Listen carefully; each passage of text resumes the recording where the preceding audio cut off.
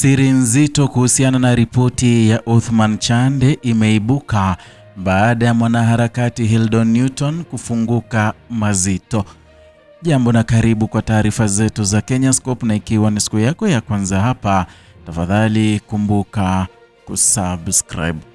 Mwanaharakati Hildon Newton ameibua hoja kadhaa kufuatia ripoti ya tume ya uchunguzi iliyowasilishwa Aprili 23 mwaka huu chini ya mwenyekiti wa jaji mstaafu Mohamed Chande Othman, akieleza kuwepo kwa dosari katika mawasiliano na muktadha wa taarifa hiyo. Na katika tathmini yake ya awali baada ya kufuatilia uwasilishaji wa ripoti hiyo, mwanaharakati huyo ameangazia masuala kadhaa yanayodai yanahitaji ufafanuzi zaidi. Moja ya hoja kuu iliyoibua inahusu utajuaji wa tarehe ya matukio yanayochunguzwa. Kwa mujibu wa maelezo yake, kumekuwa na mkanganyiko katika kutajwa kwa tarehe kati ya Oktoba 25 na Oktoba tarehe 29, na ni jambo ambalo anasema linaonekana kujirudia katika sehemu mbalimbali za mawasilisho. Ameeleza kuwa katika uwasilishaji wa ripoti kulikuwa na nyakati ambapo tarehe ilitajwa kwa namna isiyo thabiti, aliliyozua maswali kuhusu usahihi wa baadhi ya kumbukumbu zilizomo kwenye nyaraka hiyo. Na kwa mtazamo wake, usahihi wa tarehe ni jambo la msingi katika uchunguzi wa matukio, kwani huathiri uelewa wa mlolongo mzima wa matukio. Hoja ya pili aliyoibua inahusu maudhui ya hotuba iliyotolewa wakati wa kupokea ripoti hiyo, na ameeleza kuwa kulikuwa na ulinganifu mkubwa kati ya yaliyomo kwenye ripoti na yaliyotajwa katika hotuba hiyo, aliliyomfanya kuhoji namna maandalizi ya nyaraka hizo zake Samia yalivyofanywa. Kwa mujibu wa maelezo yake, swali linalojitokeza ni jinsi ambavyo hotuba inaweza kugusia kwa kina maudhui ya ripoti ambayo kwa mujibu wa utaratibu uliotajwa ilikuwa haijasomwa kabla ya kuwasilishwa rasmi. Na hata hivyo, hoja hiyo inaendelea kuwa sehemu ya mjadala mpana, huku mamlaka husika zikiwa hazijatoa ufafanuzi wa kina kuhusu mchakato wa maandalizi ya nyaraka hizo.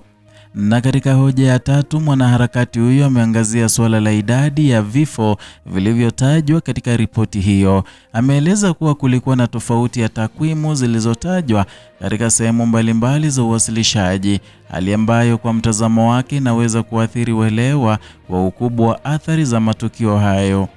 Na kwa mujibu wa maelezo yake, takwimu sahihi ni muhimu katika tathmini ya matokeo ya matukio makubwa ya kitaifa, kwani hutumika kama msingi wa maamuzi ya sera na hatua za baadaye. Na tofauti ya takwimu, anasema, zinaweza kusababisha mkanganyiko miongoni mwa wananchi na wadau wengine. Na katika hoja nyingine, ameangazia namna matukio hayo yanavyoelezewa katika mijadala ya umma. Na kwa mujibu wa maelezo yake, kuna mabadiliko ya namna ya kuyatafsiri matukio hayo kutoka mtazamo mmoja kwenda mwingine, na ni jambo ambalo linaendelea kuwa chanzo cha mjadala. Ameeleza kuwa tafsiri ya matukio ina nafasi muhimu katika namna jamii inavyoelewa kilichotokea na pia katika hatua zinazochukuliwa baada ya hapo. Na kwa upande wa mwisho, mwanaharakati huyu ametoa wito wa kufanyika kwa uchunguzi huru utakaohusisha wadau wa ndani na nje ya nchi.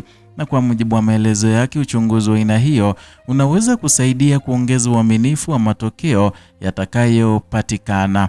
Na hata hivyo, wito huo unaendelea kujadiliwa katika muktadha mpana wa kitaifa, ambapo kuna mitazamo tofauti kuhusu namna bora ya kushughulikia masuala hayo.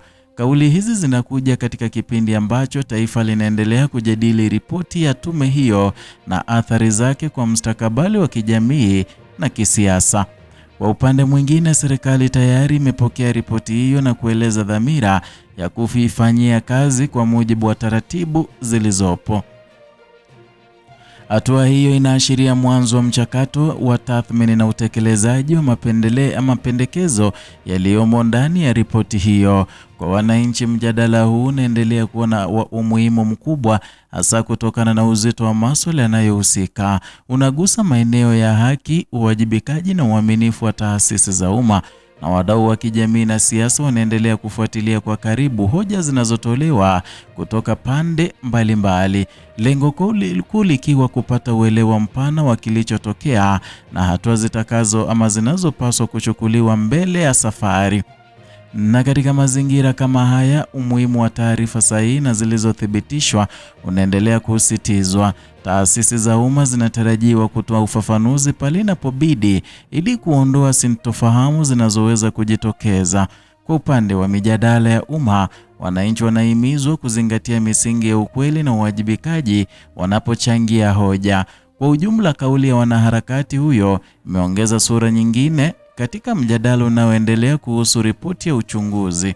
Imeibua maswali mapya kuhusu, ikisisitiza umuhimu wa uwazi na usahihi katika mchakato mzima wa uchunguzi. Na wakati mjadala ukiendelea, pande mbalimbali zinaendelea kutoa mitazamo yao kwa lengo la kuchangia uelewa wa pamoja. Na katika mchakato wa kutafuta ukweli, kila hoja ina uzito wake, na hatimaye uwazi na usahihi ndivyo vitakavyojenga msingi wa uaminifu wa umma.